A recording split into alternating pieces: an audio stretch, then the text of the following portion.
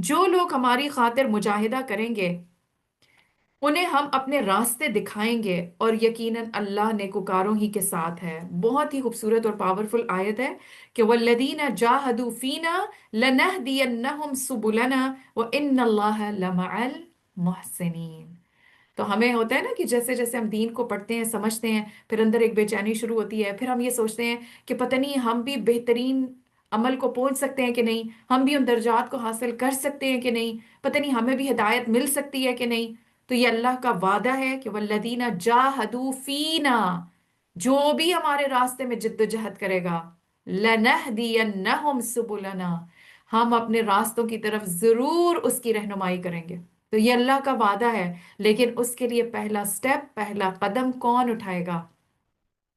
جو اس راستے کی ہدایت چاہتا ہے پہلا قدم وہی اٹھائے گا۔ جس طرح حدیث سے ہمیں پتہ چلتا ہے نا کہ جو اللہ کی طرف ایک قدم بڑھتا ہے اللہ اس کی طرف 10 قدم بڑھتا ہے۔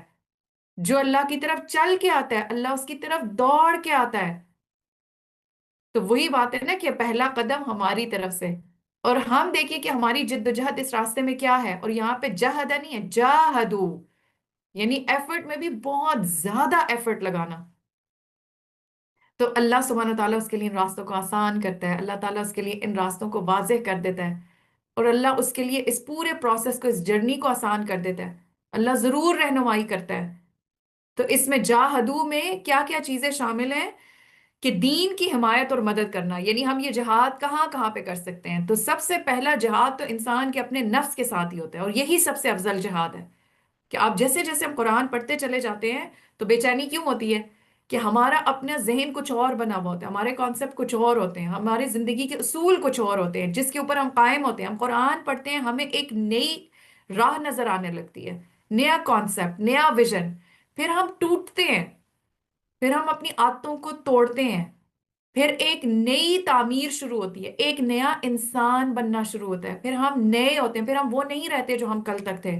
لیکن یہ تعمیر آسان نہیں ہوتی، اپنی پرانی عادتوں کو توڑنا آسان کام نہیں ہوتا، اس کے لیے سخت جد و جہد چاہیے ہوتی ہے، سخت ایفرٹ چاہیے ہوتی ہے، سخت کوشش چاہیے ہوتی ہے، اور وہ کوشش انسان کے اپنے اندر کی جنگ ہوتی ہے، اپنے نفس کے ساتھ جنگ ہوتی ہے۔ آپ دیکھیں ہم صبر کے بارے میں پڑھتے ہیں اور پھر اس کے بعد ہمارا امتحان ہو جاتا ہے، ہمارے سامنے گھر میں ہی ایسی سچویشن آ جاتی ہے، اس موقع پر جو اندر سے ایک جنگ ہو رہی ہوتی ہے نا کہ میں اب جواب دینا چاہتی ہوں، اور پھر قرآن کی آیت یاد آتی ہے، پھر آپ رکتے ہیں، پھر آپ کہتے ہیں نہیں نہیں اب تو مجھ سے صبر نہیں ہو رہا، پھر آپ کو کوئی حدیث یاد آتی ہے، پھر آپ خود کو روکتے ہیں۔ یہ کیا ہو رہا ہوتا ہے؟ یہ جاہدو ہو رہا ہوتا ہے، ٹھیک ہے؟ یا آپ روزے کی حالت میں بہت آپ تھک گئے، آپ کے مہمان بھی تھے، آپ نے افطاری بھی کرائی اور تراویح کا وقت آ گیا، اور اب آپ کا دل چاہ رہا ہے کہ اب آپ چھوڑ دیں تراویح کو، اور پھر آپ کہتے ہیں نہیں نہیں نہیں تھوڑے ہی تو دن ہے رمضان کے، قیام اللیل کا اتنا فائدہ ہے، اتنا اجر و ثواب ہے، میں اس کو مس نہیں کرنا چاہتی۔ پھر آپ کو اندر سے آتا ہے کیا ہو گیا، آج دن مشکل تھا نا، اسی لیے تو تراویح فرض نہیں ہے، ویسے بھی تو فرض نہیں ہے اور گناہ بھی نہیں ملے گا، تو ایک دن سے کیا فرق پڑتا ہے؟ پھر آپ اندر سے کہتے ہیں نہیں نہیں کوئی بات نہیں، تھوڑی دیر کی تو بات ہے، جہاں اتنے سارے کام ہو گئے یہ بھی ہو جائے۔ یہ کیا ہو رہا ہوتا ہے؟ یہ جاہدو ہو رہا ہوتا ہے۔ آپ نے قرآن پڑھا، آپ قرآن سے پہلے حجاب نہیں لیتے تھے، اب آپ کو سمجھ میں آئی، آپ نے حجاب لینا شروع کر دیا، اب گھر میں کہیں پہ فیملی میں دعوت ہو گئی، اب آج سے پہلے تک تو آپ سب سے زیادہ سٹائلش ان پارٹیز میں جاتی تھی، اور اب آپ کو اپنا آپ کور کرنا پڑ رہا ہے۔ اب اندر سے کیا ہوتا ہے؟ نہیں ٹھیک ہے، اللہ بھی جانتا ہے، ابھی ابھی میں نے شروع کیا ہے، کوئی بات نہیں، ابھی میں شروع میں نا دعوتوں میں نہیں پہنوں گی، بس میں بازاروں میں صرف پہنوں گی، ٹھیک ہے؟ پھر آپ کہتے ہیں نہیں نہیں نہیں یہ اللہ کا حکم ہے، اور کوئی بات نہیں، زیادہ سے زیادہ کیا ہو جائے گا؟ اب یہ جو کانسٹنٹلی آپ ایک اپنے ہی ساتھ جنگ لڑ رہے ہیں، تو یا پھر آپ جیت جاتے ہیں اور یا پھر نفس جیت جاتا ہے۔ تو یہ جو ساری کانسٹنٹ ایفرٹ ہے باہر تو پتہ بھی نہیں چلتی، یہ تو اندر ہی اندر ایک جنگ ہوتی ہے جو انسان لڑ رہا ہوتا ہے اپنے نفس کے ساتھ، اور ایونچولی اللہ کی مدد کے ساتھ جب کوئی واقعی میں اخلاص کے ساتھ اس راستے پہ جمنا چاہتا ہے وہ اپنے نفس کے مقابلے میں پھر غالب آ جاتا ہے، وہ اللہ سے دعائیں کرتا ہے اللہ تو مجھے مضبوط کر دے، اللہ تعالیٰ تو میرا سہارا بن جا، اللہ میں یہاں پہ کمزور محسوس کر رہی ہوں، وہ اسٹرگل فیل کرتے ہیں اور ایونچولی اس کو کر جاتا ہے۔ دیکھیں کتنے سارے نان مسلمز جب ریورٹ ہوتے ہیں ان کے لیے کتنا مشکل ہے، ہم تو پھر پیدائشی مسلمان ہیں، ہم تو پھر ان جگہوں پہ رہ رہے ہیں جہاں پہ ایٹ لیسٹ ٹھیک ہے لوگوں اپنی لا علمی کی وجہ سے مذاق بھی اڑاتے ہیں، ہنستے بھی ہیں، باتیں بھی کرتے ہیں، اور ایسے محاورے بھی منہ پہ کستے ہیں، سب کچھ بولتے ہیں، اور ہمارے اندر ظاہر ہے وہ کمزوری ہوتی ہے، لیکن آپ ان کا سوچیں جن کا نہ دین مذہب ایسا ہے نہ ان کا ماحول ایسا ہے، وہ جب ریورٹ ہوتے ہیں وہ کس طرح ہوتے ہیں؟ بالکل ایک نیا انسان بن جاتے ہیں، اور اتنے کانفیڈنس کے ساتھ آتے ہیں. دیٹ از صبغت اللہ، کہ کانفیڈنس کے ساتھ اس کو کیری کرنا. تو وہ ہوتا ہے جاہدو فینا. یہ ایک دفعہ پتا چل گیا، اب کسی قیمت پہ واپس مڑنا نہیں ہے، کچھ بھی ہو جائے. میں نفس کے ساتھ لڑ لوں گی، لیکن میں اس پر کمپرومائز نہیں کر سکتی. جو ایک دفعہ مجھے علم کے ساتھ اللہ کا حکم سمجھ آ گیا، اب اس سے میں پلٹوں گی نہیں.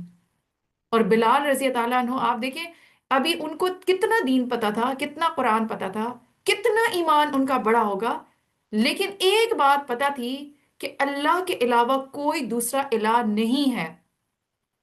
تو وہ کیا کہتے رہتے تھے؟ احد، احد. اور اسی بات پہ گرم ریت پہ ان کو لٹایا جاتا تھا، بھاری بھاری پتھر ان کے سینے پہ رکھے جاتے تھے، اور ان کو کیا کہا جاتا تھا کہ یہ احد کہنا چھوڑ دو. صرف اس بات پہ بھی وہ کسی صورت کمپرومائز نہیں کرنا چاہتے تھے. لیکن ہم قرآن پڑھتے ہیں، دین کو سمجھتے ہیں، ہمیں سمجھ آتی ہے یہی نجات کا راستہ ہے، پھر ہم چھوٹی چھوٹی چیزوں سے گھبرا جاتے ہیں. تو وہ موقع ہوتا ہے جاہدو کرنے کا، اپنے نفس کے ساتھ جہاد کرنے کا. اور پھر اس کے بعد، نفس کے جہاد کے بعد، جاہدو فینا سے کیا مراد ہے؟ کہ انسان دین کی حمایت اور مدد کرے، دین کو پھیلانے کے لیے اپنی خدمات دے، اس راستے میں ایفرٹس کرے.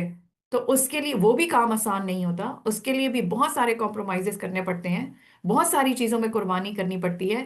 تب جا کے انسان کھڑا ہو سکتا ہے اور وہ اللہ کے دین کو سپورٹ کر سکتا ہے اور اس راستے میں کچھ اپنی خدمات پیش کر سکتا ہے. تو یہ ہوتا ہے جاہدو فینا، دین کی حمایت اور مدد کرنا، باطل پرستوں کو رد کرنا، ظالموں کو روکنا، نیکی کا حکم دینا اور برائی سے روکنا، اور اللہ کی اطاعت پر نفسوں کو روکنا، جس کی ہم پہلے بات کر چکے ہیں. تو اللہ سبحانہ وتعالیٰ کا پھر وعدہ ہے ایسے لوگوں کے لیے، لَنَهْدِيَنَّهُمْ سُبُلَنَا، کہ اللہ سبحانہ وتعالیٰ ضرور ان کو اپنے راستوں کی طرف ان کی رہنمائی کرے گا. اور آپ دیکھیں اس آیت کا اینڈ کتنا خوبصورت ہے، وَإِنَّ اللَّهَ لَمَعَ الْمُحْسِنِينَ.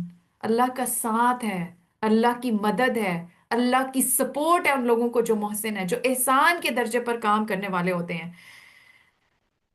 آپ صلی اللہ علیہ وآلہ وسلم سے پوچھا گیا لوگوں میں سے افضل کون ہے؟ آپ صلی اللہ علیہ وآلہ وسلم نے فرمایا جو شخص اپنے مال اور نفس کے ساتھ اللہ کے راستے میں جہاد کرتا ہے. تو یہ سب سے افضل جہاد ہے. آپ صلی اللہ علیہ وآلہ وسلم نے فرمایا اللہ کی راہ میں جہاد کرو، کیونکہ اللہ کے راستے میں جہاد کرنا جنت کے دروازوں میں سے ایک دروازہ ہے جس کے ذریعے سے اللہ انسان کو غم اور پریشانی سے نجات عطا فرماتا ہے. تو اللہ تعالیٰ ہم سب کو توفیق دے، کہ ہم بھی چاہتے ہیں کہ اللہ تعالیٰ ہم سب کی رہنمائی اپنے راستوں کی طرف کرے. تو اللہ ہمیں توفیق دے کہ ہم بھی ان لوگوں میں شامل ہو جائیں جن کا یہاں پہ ذکر آیا ہے، کہ جو لوگ اس کے راستے میں جد و جہد، خوب خوب جد و جہد کرنے والے ہیں، اور محسن ہم بن جائیں. کیونکہ جتنا جتنا ہمارے اندر محسن کی ایک صفت پیدا ہونی شروع ہوگی، اتنی ہمیں اللہ کی مدد، اللہ کی طرف سے سپورٹ ملتی چلی جائے گی.